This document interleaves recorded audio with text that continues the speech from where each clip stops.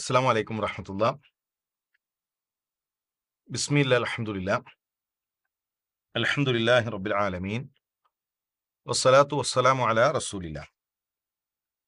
ഏറെ സ്നേഹമുള്ള സുഹൃത്തുക്കളെ, സൂറത്തുൽ ഫലഖ് ഇൻഷാ അല്ലാഹ് നമ്മൾ ആരംഭിക്കുകയാണ്. അത് ശരിയായ രൂപത്തിൽ പഠിക്കാനും പൂർത്തിയാക്കാനുമുള്ള തൗഫീഖ് അല്ലാഹു നമുക്ക് നൽകി അനുഗ്രഹിക്കട്ടെ. ഇതിന്റെ സബബുൻ നുസൂൽ, അവതരണ പശ്ചാത്തലം, അതിന്റെ ഒരു കാരണം, ആദ്യം നമ്മൾ അതാണ് പരിശോധിക്കുന്നത്. ചില ആളുകൾ പറഞ്ഞത് റസൂലുള്ളാഹി സ്വല്ലല്ലാഹു അലൈഹി വസല്ലം തങ്ങൾക്ക് ജൂതൻ സിഹർ ചെയ്ത് ആ സിഹറിൽ നിന്നുള്ള രക്ഷയായിക്കൊണ്ട് തഅവീദ്, റസൂലുള്ളാഹിക്ക് അഭയം തേടാൻ, റസൂലുള്ളാഹിക്ക് മന്ത്രിക്കാൻ വഹിയിലൂടെ അവതരിപ്പിച്ചു കൊടുത്ത സൂറത്താണ് സൂറത്തുൽ നാസും സൂറത്തുൽ ഫലഖും എന്ന് ചില പണ്ഡിതന്മാർ അഭിപ്രായപ്പെട്ടിട്ടുണ്ട്. ഏതായിരുന്നാലും റസൂലുള്ളാഹി സ്വല്ലല്ലാഹു അലൈഹി വസല്ലം തങ്ങൾക്ക് സിഹർ ബാധിച്ചു എന്നതും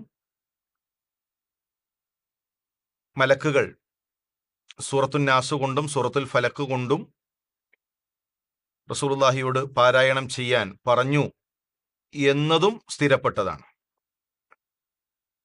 ചില ആളുകളെങ്കിലും ഒരു തെറ്റിദ്ധാരണ അവിടെ ഉണ്ടാക്കാറുണ്ട്. ഇപ്പൊ നബിക്ക് സിഹർ ബാധിച്ചു കഴിഞ്ഞാൽ ദീന് പൊളിയില്ലേ, ആ സമയത്തെ വഹി നമുക്ക് സ്വീകരിക്കാൻ കഴിയുമോ, അത് മുശ്രിക്കീങ്ങൾ പറഞ്ഞിരുന്ന ഒരു ആരോപണമല്ലേ എന്നൊക്കെ പറയാറുണ്ട്. ഈ ദീനിന്റെ സംരക്ഷണം, ഖുർആനിന്റെ സംരക്ഷണം അള്ളാഹു ഏറ്റെടുത്തതാണ്. അതുകൊണ്ട് തന്നെ വഹിയിൽ ഏതെങ്കിലും വിധത്തിലുള്ള നഷ്ടം സംഭവിക്കുകയോ അല്ലെങ്കിൽ ഖുർആനിൽ എന്തെങ്കിലും വിധത്തിലുള്ള പോരായ്മകൾ ഉണ്ടാവുകയോ ചെയ്യുകയില്ല. കാരണം അതിന്റെ സംരക്ഷണം അള്ളാഹുവാണ് ഏറ്റെടുത്തിട്ടുള്ളത്. മാത്രവുമല്ല, പ്രവാചകൻ സല്ലല്ലാഹു അലൈഹി വസല്ലം നിങ്ങൾക്ക് രോഗങ്ങൾ ഉണ്ടായിട്ടുണ്ട്. റസൂലുള്ളാഹി സ്വല്ലല്ലാഹു അലൈഹി വസല്ലം നിങ്ങൾക്ക് മറവി സംഭവിച്ചിട്ടുണ്ട്. മാനുഷികമായ അത്തരം കാര്യങ്ങൾ ഉണ്ടായിട്ടുണ്ട്. അതൊന്നും വഹീനെ ബാധിക്കുന്നതല്ല. മക്കത്തെ മുശ്രിക്കീങ്ങൾ പറഞ്ഞു എന്നതുകൊണ്ട് മാത്രം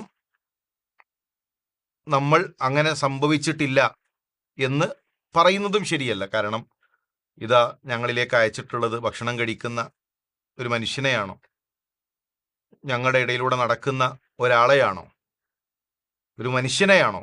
മലക്കിനെ അയക്കുകയാണെങ്കിൽ ഞങ്ങൾ സ്വീകരിക്കാം. ഇതൊരു മനുഷ്യനാണ്. ഇതെല്ലാം അവരുന്നയിച്ച വിമർശനങ്ങളാണ്. അപ്പോൾ സ്വഹീഹായ ഹദീസിലൂടെ സ്ഥിരപ്പെട്ടതാണ് പ്രവാചകൻ സല്ലല്ലാഹു അലൈഹി വസല്ലം തങ്ങൾക്ക് ജൂതൻ സിഹർ ചെയ്തു. അതിൻ്റെ ചെറിയ പ്രയാസങ്ങൾ അള്ളാഹുവിൻ്റെ റസൂൽ സല്ലല്ലാഹു അലൈഹി വസല്ലം തങ്ങൾക്കുണ്ടായി. അഭേദട്ടം നടത്താൻ സൂറത്തുൽ നാസും സൂറത്തുൽ ഫലഖും പ്രവാചകൻ ഓതി എന്നതൊക്കെ സ്ഥിരപ്പെട്ടതാണ്. എന്നാൽ അതിനു വേണ്ടിയാണോ അവതരിപ്പിക്കപ്പെട്ടത് എന്നതിൽ അഭിപ്രായ വ്യത്യാസമുണ്ട്. ചില പണ്ഡിതന്മാർ പറഞ്ഞത് അല്ല, ഇതൊരു ഇബ്തിദാഅൻ, അഥവാ പ്രത്യേകിച്ച് ഒരു കാരണവുമില്ലാതെ, എല്ലാ സൂറത്തുകൾക്കും ഒരു കാരണം ഉണ്ടാകണമെന്നില്ല. ഒരു പ്രത്യേക കാരണം ഉണ്ടായാലേ സൂറത്തുകൾ അവതരിക്കൂ എന്നില്ല.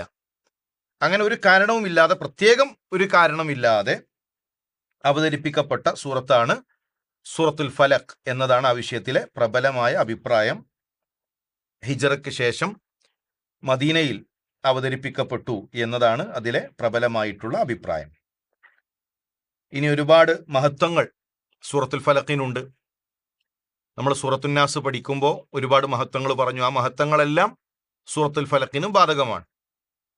മുഅവ്വിദത്താനി, അഭേദട്ടം നടത്തുന്ന രണ്ട് സൂറത്തുകൾ, അതാണ് സൂറത്തുൽ ഫലഖും സൂറത്തുൽ നാസും. അപ്പൊ നാസിന്റെ മഹത്വങ്ങൾ അതെല്ലാം ഫലഖിനും ബാധകമാണ്.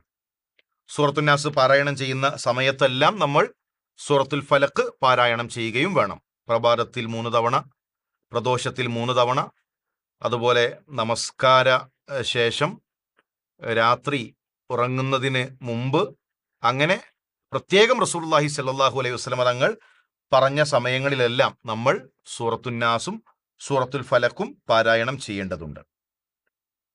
പ്രവാചകൻ സല്ലല്ലാഹു അലൈഹി വസല്ലം ഈ 2 സൂറത്ത് അവതരിപ്പിക്കപ്പെട്ടതിന് ശേഷം ഏറ്റവും അധികം അഭയതട്ടം നടത്തിയിട്ടുള്ളത് ഈ 2 സൂറത്തുകൾ കൊണ്ടാണ്. മുമ്പ് ഒരുപാട് അഭയതട്ടത്തിന്റെ പ്രാർത്ഥനകൾ ഉണ്ടായിരുന്നു. എന്നാൽ സൂറത്തുൽ ഫലഖിന്റെ സൂറത്തുൻ നാസിന്റെ അവതരണത്തിന് ശേഷം ഏറ്റവും അധികം ഈ രണ്ട് സൂറത്തുകൾ കൊണ്ടാണ് അഭയതട്ടം നടത്തിയിട്ടുള്ളത്. രണ്ട് പേരുകൾ നമുക്ക് തഫ്സീറുകളിൽ കാണാൻ കഴിയുന്നു. ഖുൽ അഊദു ബിറബ്ബിൽ ഫലഖ് എന്നും സൂറത്തുൽ ഫലഖ് എന്നും. ഒന്നാമത്തെ ആയത്ത് അതിൽ ഫലഖ് എന്ന പേര് വന്നു. അത് തന്നെയാണ് ആ പേരിനുള്ള കാരണം. ഇനി നമ്മൾ തഫ്സീറിലേക്ക് പ്രവേശിക്കുകയാണ്. ഖുൽ, നമുക്കറിയാം, ഖാല പറഞ്ഞു, യഖൂലു പറയുന്നു, ഖുൽ നീ പറയുക, നീ പറയ്, അമ്രാൻ കൽപ്പനയാണ്.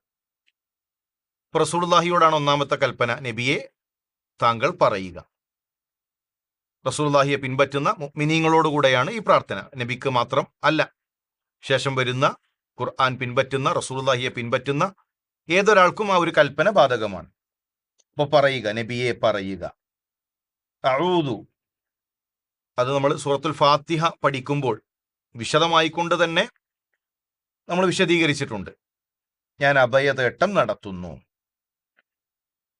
ബിറബ്ബിൽ ഫലഖ്, റബ്ബ് രക്ഷിതാവ്.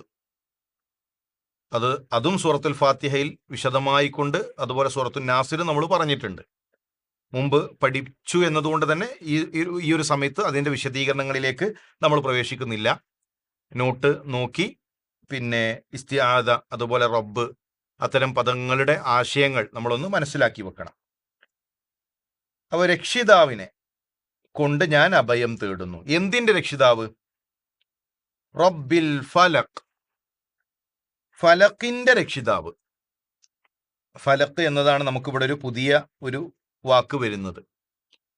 ഇൻഷാ അല്ലാഹ് തഫ്സീർ പഠിച്ചു പോകുമ്പോൾ ഖുർആനിലെ ഒട്ടുമിക്ക പദങ്ങളും അതിൻ്റെ ആശയങ്ങൾ നമുക്ക് മനസ്സിലാക്കാൻ സാധിക്കും. അള്ളാഹു തൗഫീക്ക് നൽകട്ടെ. ഫലഖ് എന്നതിൽ 3 അക്ഷരങ്ങളാണ് വരുന്നത്. ഫ, ലാമു വരുന്നുണ്ട്, ഖാഫ് വരുന്നുണ്ട്. പിളർന്നു, ഷക്ക, പിളർന്നു അല്ലെങ്കിൽ പിളർത്തൽ എന്നൊക്കെയാണ് ആശയമായി വരുന്നത്. ഭാഷാപരമായി അതിൻ്റെ അർത്ഥം ഇപ്പോൾ സൂറത്തുൽ അൻആമിലെ 95-ാമത്തെ ആയത്തിൽ വന്നല്ലോ, ഇന്നല്ലാഹ ഫാലിഖുൽ ഹബ്ബി വന്നവ. അള്ളാഹു ഫാലിഖാണ്, ഇസ്മു ഫായിലാണ്. അവിടെ ഇസ്മു ഫായിൽ പിളർത്തുന്നവനാണ്. ഫാലിഖ് പിളർത്തുന്നവൻ. എന്തിനെ? അൽ ഹബ്ബി ധാന്യത്തെ, വന്നവ വിത്തിനെ. ധാന്യങ്ങളെയും വിത്തിനെയും പിളർത്തുന്നവനാണ് ഇന്നല്ലാഹ്, തീർച്ചയായും അള്ളാഹു. അല്ലേ, ചെറിയ വിത്ത്, അത് പിളർന്നുകൊണ്ട് ജീവനുള്ള ചെടി പുറത്തേക്ക് വരുന്നു. ധാന്യങ്ങൾ അതിനെ പിളർത്തുന്നു. ഇതാരാണ്? ഏതെങ്കിലും സൃഷ്ടികൾക്ക്, ഏതെങ്കിലും വ്യക്തികൾക്ക്, ഏതെങ്കിലും മഹാന്മാർക്ക് അതിൽ വല്ല പങ്കുമുണ്ടോ? ഒന്നുമില്ല. അത് അള്ളാഹുവാണ്. ഫാലിഖുൽ ഇസ്ബാഹ്. അവ തൊട്ടടുത്ത് തന്നെ അള്ളാഹു വീണ്ടും പറയുകയാണ്, പ്രഭാതത്തെ പിളർത്തുന്നവനാണവൻ. പ്രഭാതത്തെ പിളർത്തി, ഇരുട്ടിനെ പിളർത്തി പ്രഭാതത്തെ കൊണ്ടുവരുന്നവൻ, വെളിച്ചത്തെ കൊണ്ടുവരുന്നവൻ. അപ്പൊ അള്ളാഹു ഫലക്കിന്റെ റബ്ബാണ്. ഇരുട്ടിനെ പിളർത്തി വെളിച്ചത്തെ കൊണ്ടുവരുന്ന, അഥവാ പുലരി. ഇരുട്ടിനെ പിളർത്തി ആ വെളിച്ചം പുറത്തേക്ക് വരുന്നതാണ് പ്രഭാതം, പുലരി. അപ്പോൾ പുലരിയുടെ റബ്ബാണ്. അതുപോലെ തന്നെ മറ്റൊരു തഫ്സീർ വന്നിട്ടുള്ളത് ഖൽഖ്. ഫലക്ക് എന്ന് പറഞ്ഞാൽ ഖൽഖ്, സൃഷ്ടി. അപ്പോൾ റബ്ബുൽ ഖൽഖ്, എല്ലാ സൃഷ്ടികളുടെയും റബ്ബ്. അങ്ങനെ തഫ്സീർ വന്നിട്ടുണ്ട്. ഇനി ഫലക്ക് എന്ന് പറഞ്ഞാൽ നരകത്തിലെ ഒരു കിണറാണ് എന്ന ചില അഭിപ്രായം നമുക്ക് കാണാൻ കഴിയും. നരകത്തിന്റെ അടിത്തട്ടിലുള്ള ഒരു കിണർ, ഒരു പൊട്ടക്കിണർ, അതിൻ്റെ മുകളിലുള്ള മൂടി നീക്കിക്കഴിഞ്ഞാൽ തീ ആളിപ്പടർന്ന് നരകാവകാശികൾ അട്ടഹസിക്കും. അങ്ങനെ നരകത്തിലുള്ള ഒരു കിണർ, അതാണ് ഫലഖ് എന്ന തഫ്സീർ നമുക്ക് കാണാൻ കഴിയും. അതിലേറ്റവും ശരിയായത് പുലരിയുടെ, ഇരുട്ടിനെ പിളർത്തി വെളിച്ചത്തെ പുറത്തു കൊണ്ടുവരുന്ന അവനാണ് അള്ളാഹു. അതുപോലെ തന്നെ സകല വസ്തുക്കളെയും പിളർത്തി ഒരു പുതിയ ജീവൻ, അല്ലെ, ഏതൊരു പുതിയ ജീവനും ഒരു പിളർപ്പ്, ഒരു കോഴിമുട്ട, അത് പിളർന്നുകൊണ്ടാണ് ഒരു കോഴിക്കുട്ടി ഭൂമിയിലേക്ക് വരുന്നത്. ഒരു വിത്ത് പിളർന്നുകൊണ്ടാണ് ഒരു സസ്യം ഭൂമിയിലേക്ക് വരുന്നത്. ഗർഭപാത്രം പിളർന്ന് ഒരു കുഞ്ഞ് ഭൂമിയിലേക്ക് പുറത്തേക്ക് വരുന്നു. അങ്ങനെ വിത്തുകളെ പിളർത്തി സസ്യങ്ങളെ പുറത്തേക്ക് കൊണ്ടുവരുന്ന രക്ഷിതാവ്, ഇതെല്ലാം ഉൾക്കൊള്ളുന്നതാണ് ഫലക് എന്ന വാക്ക്. എന്നാൽ നമ്മളവിടെ അർത്ഥം പറയുമ്പോൾ പുലരിയുടെ രക്ഷിതാവ് എന്നാണ് അർത്ഥം പറയുക. അപ്പോ നമ്മൾ ആരംഭിക്കുകയാണ്. കുൽ, നബിയെ പറയുക, അഊദു, ഞാൻ അഭയം തേടുന്നു, ബിറബ്ബി, രക്ഷിതാവിനെ കൊണ്ട്, അൽ ഫലക്, പുലരിയുടെ. ഇവിടെ നമ്മൾ മനസ്സിലാക്കേണ്ടത് അല്ലാഹുവല്ലാത്ത ഒരാൾക്കും അതിന് കഴിയുകയില്ല. ഒരു വിത്തിനെ പിളർത്തി ഒരു ചെടിയെ പുറത്തു കൊണ്ടുവരാൻ, ഒരു മുട്ടത്തോട് അത് പൊട്ടിച്ച് ഒരു കൊച്ചു കിളിയെ, ഒരു കൊച്ചു ജീവിയെ പുറത്തേക്ക് കൊണ്ടുവരാൻ, ഇരുട്ടിനെ മാറ്റി വെളിച്ചത്തെ പുറത്തു കൊണ്ടുവരാൻ, അതെല്ലാം അള്ളാഹുവിൻ്റെ കഴിവിൽപ്പെട്ടതാണ്. അവനാണ് അതിനെയെല്ലാം ഉടമപ്പെടുത്തിയിട്ടുള്ളത്. ആ രക്ഷിതാവിലാണ് നമ്മൾ അഭയം തേടേണ്ടത്. അവൻ്റെ കലാം അതാണ് ഖുർആൻ, അതാണ് നമ്മൾ പഠിച്ചുകൊണ്ടിരിക്കുന്നത്. അള്ളാഹു ഏറ്റവും നല്ല രൂപത്തിൽ പഠിക്കാനുള്ള തൗഫീക്ക് നൽകി അനുഗ്രഹിക്കട്ടെ. റബ്ബന തഖബ്ബൽ മിന്ന ഇന്നക അൻതസ് സമീഉൽ അലീം വതുബ് അലൈനാ ഇന്നക അൻതത് തവ്വാബുർ റഹീം. അസ്സലാമു അലൈക്കും വറഹ്മത്തുള്ളാഹി.